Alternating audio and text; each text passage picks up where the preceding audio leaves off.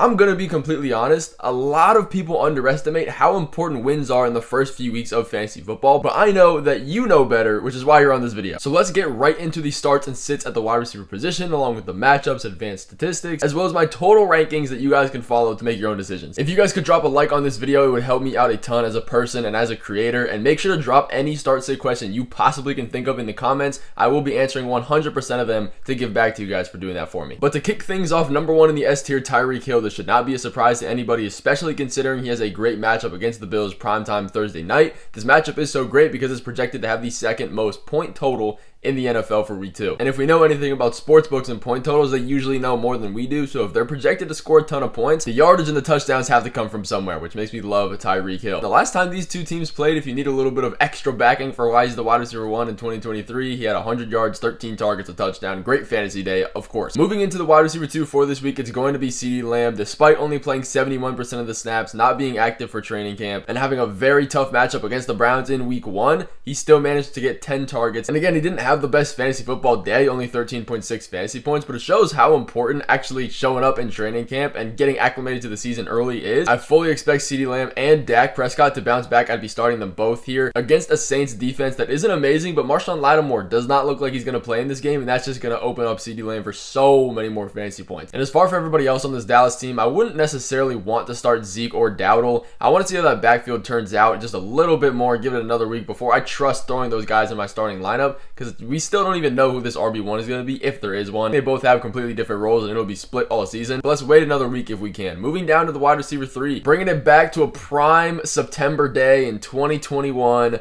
Our wide receiver 3 is going to be Cooper Kupp. And this might feel crazy considering where we drafted him in fantasy football, but Puka Nacua is on IR. He's going to be out for at least 4 weeks. I expect it to be more than that. So for those 4 weeks, Cooper Kupp is going to be a top 5 wide receiver every single time. And you look at the matchup he gets this week against the Arizona Cardinals, they are absolutely abysmal, as I like to say, booty cheeks against the wide receivers. They allow so many fantasy points. He has an amazing history with Matthew Stafford. He had 21 targets in week 1, even while Puka was healthy for a bit of that game as well. That's 9th all time in wide receiver numbers.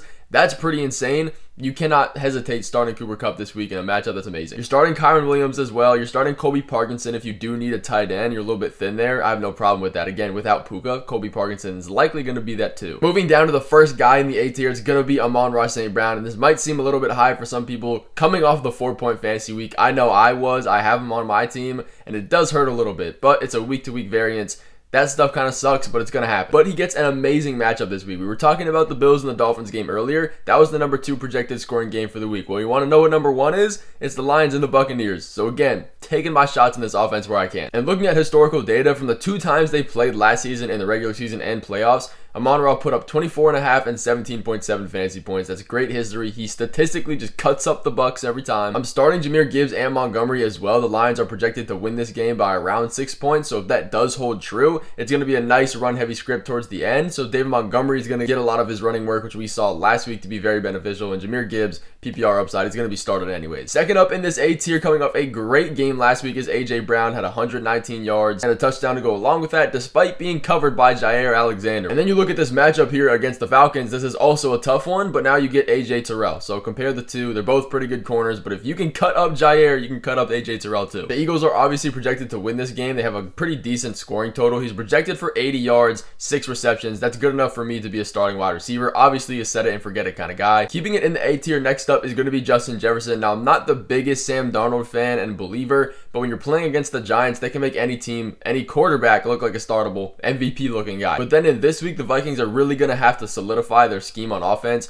You can't just go out and see what sticks against the 49ers like you can against the Giants. But the good news to that is that they're probably going to stick to a very heavy pass script. They're not going to be up in this game probably at all. And Justin Jefferson is capable to be a wide receiver 1 even if his quarterback isn't the best. So I'm not too worried about it, which is why he's still in the A tier. Great start at wide receiver. And again, with the possibility of Jordan Addison missing this game, that just ups his floor just a little bit. I would be hesitant starting Aaron Jones against this 49ers defense because we really don't know what's going to happen here. But again, if you have to start him, I'm not really mad about it. I'm not starting anybody else in this offense though. Keeping it in this A tier, expanding to Jamar Chase. If we look at last week, it wasn't the best game. 6 receptions, 62 yards, 12 fantasy points if you're in PPR leagues. That's okay. It's not Jamar Chase numbers, but it's not terrible. But considering this guy popped up on the injury report last week, then popped up with an illness before the game, and then also didn't really participate in training camp or preseason at all, was on a snap count as well, it could have been a lot worse, and the numbers don't really depict what happened. The biggest issue to Jamar Chase this week is not Jamar Chase, it's Joe Burrow. He only completed 3 passes farther than 10 yards down the field last week. His hand does look like a real issue. Is that going to continue through this week?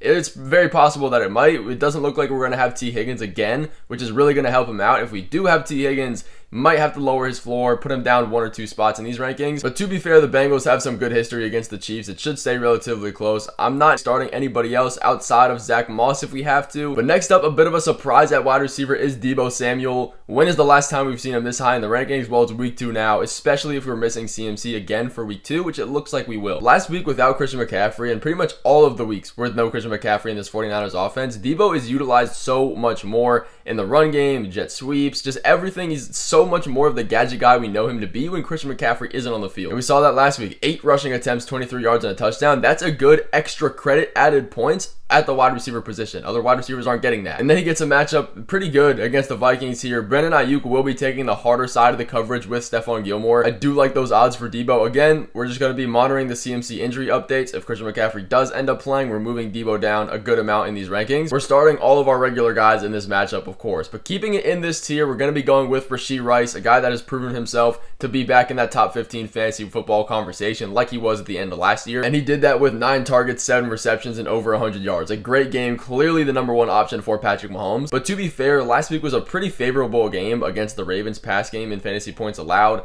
Now he gets the Bengals, which is a bit tougher. Rashee Rice was out targeting Travis Kelce in the back half of last year though. These are all just good signs, and it looks like we're going to be without Hollywood Brown again, which is even better. I'd still be hesitant in starting Xavier Worthy. Those 20 fantasy points were a bit of fool's gold. I want to see more from him just to know I can put him in my starting lineup without having to worry. Outside of him though, you're starting all of your regular guys. A close second here in this ranking is going to be Garrett Wilson. He had a bit of a better game than the numbers said. If you know, you know, but he's building rapport with Aaron Rodgers, and as he continues to do that, he's going to be more and more valuable with fantasy. So he could be a buy low candidate if he doesn't perform well this week. But Aaron Rodgers has said that he wants to get him the ball more compared to his 8 targets while he was in the game, because Tyrod Taylor did come in and get some passing yards or whatever. That's besides the point. The main drawback here is the Titans secondary. They looked absolutely amazing last week with L'Jarius Sneed. He's going to be playing on him, but we can expect the talent in Garrett Wilson and the experience with Aaron Rodgers to kind of negate that and not really have to worry. He's still an A-tier wide receiver for me. We're going to be starting Brees and Garrett Wilson. Everybody else I'm a bit hesitant on. I don't want Aaron Rodgers just yet. He doesn't have the rushing upside to make me happy about it. Again, this Titans defense is pretty good. I want to see more from Allen Lazard as well. Last week,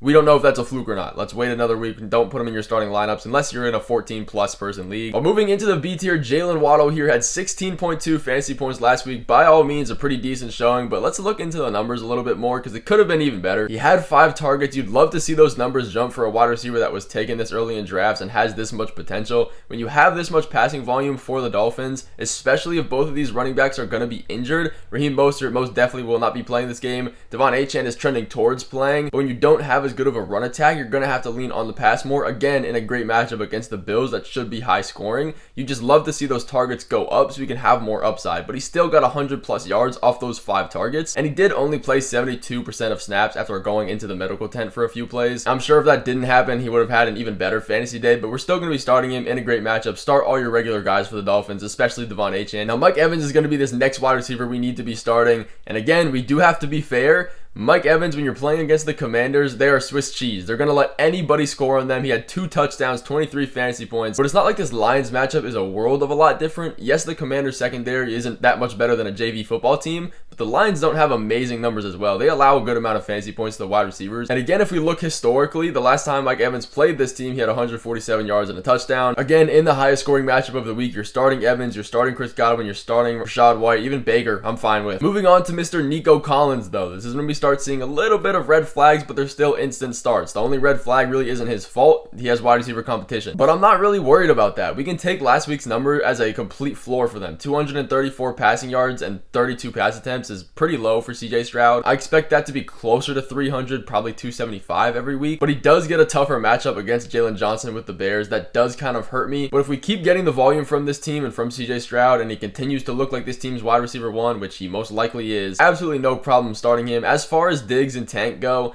I would still be starting them both. I think they have a better chance because they're not being shadowed by Jalen Johnson. But again, you're going to be starting all of your regular guys here for the Texans. But one of my favorite starts of this week is going to be Malik Neighbors, and that comes crazy as a Commanders fan, but I am so real. All the Commanders secondary knows how to do is get paid and practice their handshakes. They're literally a JV football team. It is so sad to watch every week, but it is what it is. Malik Neighbors is going to absolutely cut up this defense, even if Daniel Jones is the worst starting quarterback in the NFL. He's matching up against Benjamin St-Juste. This is a guy that allowed the 10th most yards to wide receivers last year and had a PFF grade of 61.1 last week. Absolutely horrendous, but we're lucky. If he ever gets the chance to play one-on-one with Emmanuel Forbes, he's going to be eating. Emmanuel Forbes is straight trash, and we saw what Mike Evans was just able to do to BSJ last week. Malik Neighbors is a fine rookie. He actually looked pretty good. His routes were clean. He was quick off the line. We just need Daniel Jones to be a quarterback for once. However, if you do have any other Giants players on your fantasy team, I'm not looking to start any of them. And I'm going to go ahead and group these next few guys together because they are pretty similar in my rankings here. DJ Moore, Chris Godwin, Drake London, and Devonta Smith in that order. Moore has a great shot for things to go his way this week, especially if Rome Odunze does miss, which it looks like he will, and Keenan Allen is also dealing with injury discretion. He's more likely to play though, but again, every wide receiver that's out of this offense means more targets for DJ Moore. He could move up a lot more if these wide receivers are out, but also move a little bit down if both of these wide receivers play. And if they don't, or we just have Keenan Allen, this is still a DJ Moore that was averaging a 20% plus team target share with Justin Fields at quarterback. I think Caleb Williams is going to be better than that. It's a good matchup against the Texans defense. They allow top 5 points to the opposing wide receivers in fantasy points. As far as Chris Godwin, he's the same as Mike Evans in the fact that this is a great matchup, very high scoring, and the Lions defense isn't necessarily impossible to pass on. And Drake London gets a matchup against the Eagles with a secondary that continues to struggle. But there is one thing, if Isaiah Rodgers does return this game, I'm going to be a little bit hesitant and probably move him down a couple spots behind both of these other guys. He is a pretty good coverage corner, but he also does carry the most risk out of all of these guys with how immobile Kirk Cousins looked last week. That does scare me. He started lining up 2 feet flat instead of staggered like he usually does. I don't really know why that happened. It looks like because he's less mobile and he doesn't trust that leg as much as he did before, which is fine. It's the first week. I'm not overreacting yet because at the end of the day, these are still real people dealing from real injuries and playing a real game of football that is tough. And for Devonta Smith, yes, it's a tough matchup against the Falcons, but again, AJ Brown's going to be taking AJ Terrell, so they really shouldn't matter too much. Next up in this tier ranking is Devontae Adams, and he has his own set of concerns with his quarterback situation. Gardner Minshew isn't the best. They also utilize 2 tight end sets a lot. Not like that takes him off the field, but their tight ends and Brock Bowers especially is probably going to be this number 1 as far as target share goes. But if you guys do believe in history, there is some things pointing towards him having a good game. Since they signed Antonio Pierce in 2023, every single time Devontae Adams has a down game, the next week he comes out and dominates. I don't know why. I looked at the facts and it's just been a thing. Every down game, he comes back and has a good one. He must complain, do something, I don't know, change the scheme. It's probably going to happen though because last week was not good. And he does get a matchup against the Ravens who do allow a decent amount of points to the wide receivers. And the Raiders are projected to lose this game by 9 points, which means they should continue to have a pass-heavy script. Again, that kind of makes me like Alexander Mattison more than Zamir White. I wouldn't really want to start either of them. Brock Bowers and Devontae Adams is about all that I'm liking in this week. Brandon Ayuk is next up in this tier. Despite only having 5 targets for 2 catches and a drop touchdown in the end zone and would have saved his fantasy day. But you can't really be surprised when he missed training camp. He was coming into this game limited. He didn't play his full snaps and this game turned into a blowout. So it's less of a him issue. I mean, I guess it was because he dropped 3 passes, but he's going to be on the field more in week 2. And again, if we don't have CMC, they're going to have to lean a little bit more on those pass guys, even if Jordan Mason does look like a good fantasy running back. I'd start all the regular guys here. Again, I'll start Jordan Mason if CMC doesn't play. Next up in this list, Michael Pittman. This isn't a guy that I see having multiple 20-point fantasy weeks just because his play style doesn't really fit with Anthony Richardson. He loves to throw the ball downfield, which is why Alec Pierce had such a good game. A.D. Mitchell had some of those too, but he didn't capitalize on them. Michael Pittman's more the intermediate game, slot route. That's fine. It's going to get a good amount of targets every week, but the big playability isn't there unless he gets a ton of yards after the catch. But with that being said, he is still going to rack up some receptions in PPR leagues. If we look at the splits last week, 9 completions for Anthony Richardson, 4 of those completions went to Michael Pittman. He had 4 catches. He also had 8 targets on his 19 pass attempts, so he had a pretty good target share. And that pass volume was irregular last week. It's definitely going to go up in this matchup. I like it. We're starting Anthony Richardson, Michael Pittman, and Jonathan Taylor. That's about it for this team. But moving down to the next group of these 3 wide receivers I'm going to put together, Marvin Harrison Jr., Chris Olave, and Keenan Allen, they all are even. If you saw my videos last week, you know my stance on Marvin Harrison, so I'll go through it quick. If you're running 55 out of 61 snaps on this field and you have almost a 100% route participation in your first game as a rookie, it's only a matter of time until you start putting up points and catching balls. As far as Chris Olave goes, not a great game last week. Him having this matchup against the Cowboys is honestly a good thing. They're not going to be blowing out a team by 30 points like they were with the Panthers.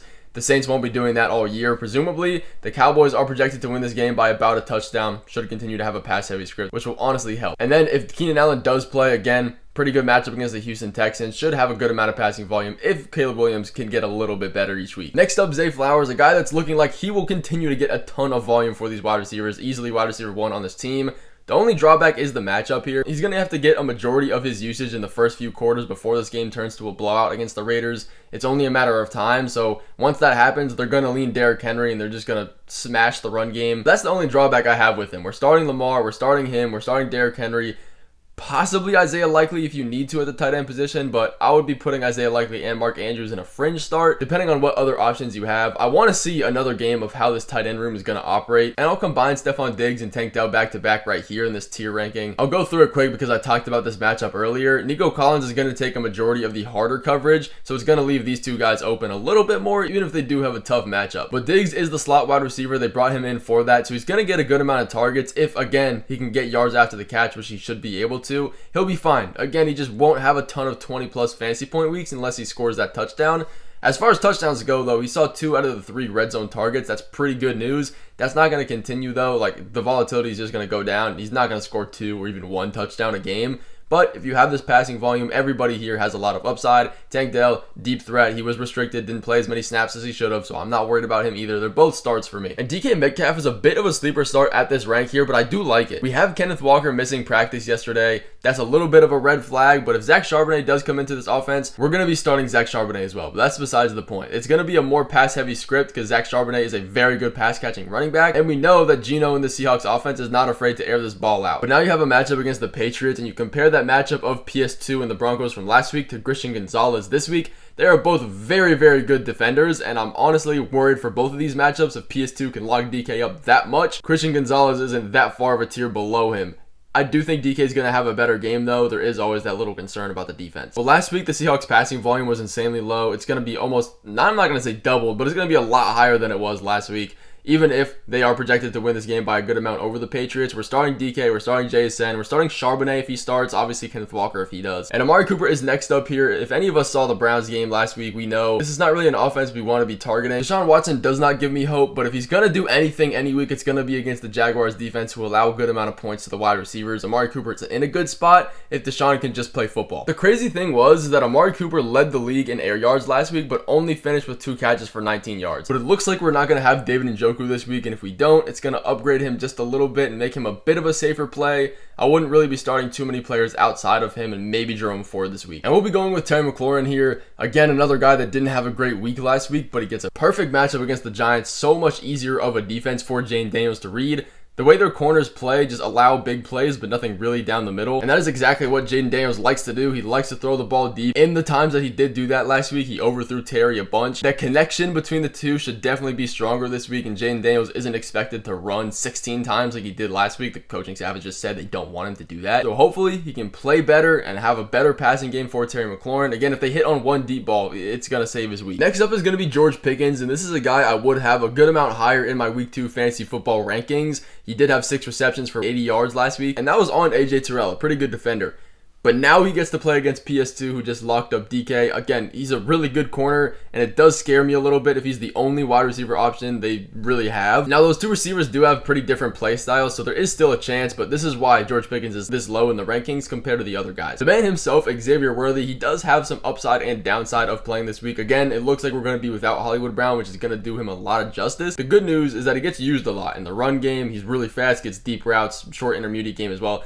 he can do a lot. The bad news is he only had 4 targets, which is extremely risky for a guy that we want to be throwing into our starting lineup. Even if he does have Patrick Mahomes at quarterback, I want to see a little bit more of consistency from him before I throw him into my starting lineup. And I'll go ahead and put Brian Thomas and Christian Kirk in order back to back in these rankings right here together. The interesting thing is, in his rookie debut, he saw more snaps than Christian Kirk, even though they did have the same target share. And technically this is Christian Kirk's job to lose, so I have Brian Thomas over him by 1 spot. In 2 wide receiver sets, even last year, we saw Christian Kirk come off the field for Calvin Ridley and Zay Jones, and now we just have Brian Thomas and Gabe Davis, a little bit different, but it looks like Brian Thomas is going to be on that way up for this week, so I'd start him over Christian Kirk. And I'm not taking last week's pass volume anywhere near what it should be. It's going to be a lot higher, but they do have a pretty tough matchup against Cleveland this week, so it does make me have a little bit of worry for these guys. Speaking of Calvin Ridley, we can't forget about him in these rankings. I do have him this low because he has a tough matchup against Sauce Gardner and the Jets defense. This offense isn't great enough on its own for me to not worry about it. If DeAndre Hopkins does return this week, it's going to move him down just a little bit. It looks like he will play. But again, we're not going to be starting Will Levis, possibly start Calvin Ridley. I don't really want to go with anybody else in this offense with confidence yet. And I'll drop you guys these next 3 guys together. I think they all have a good chance of upside. In this order, Jameson Williams, Ladd McConkey, and Keon Coleman. If Williams keeps up what it looks like he can do, he's going to be perfectly fine and probably a startable player for us, especially with his ability to turn nothing into something with big plays. I just want to see that last week wasn't a fluke from him. Again, he's a pretty high upside start, a little bit more risky though. As well as Ladd McConkey. He looks like he is this wide receiver 1 for the Chargers, the slot guy. We know Justin Herbert likes to work in that intermediate pass game, which is where Ladd McConkey is going to be. And he gets a matchup against the Panthers, which is a pretty soft defense. We saw the Saints cut them up last week, and it's not like they're an amazing offense either. I would definitely have this team over them. And it would feel wrong of me to keep Keon Coleman off this list. He looks like the wide receiver 1 for the Bills. Again, when we get a matchup projected to have the 2nd highest points of the week against the Dolphins, you got to be picking your spots, and it looks like Keon Coleman will be that guy getting the majority of the work from Josh Allen. I would just like to see another week that's actually true. Some other honorable mentions for your start sit decisions at the end of these tiers is going to be Courtland Sutton against the Steelers, Brandon Cooks against the Saints, and Demarcus Robinson against the Cardinals again, which is a crazy matchup. And Jaden Reed in a good matchup against the Colts. I just don't trust Malik Willis in this quarterback situation to make him anywhere near safe. Again, start them at your own risk, but make sure you guys are dropping your start sit questions in the comments. I will be answering 100% of them. If you guys like this video, I appreciate you watching through, and the RB tier list is coming tomorrow, so make sure you're around for that.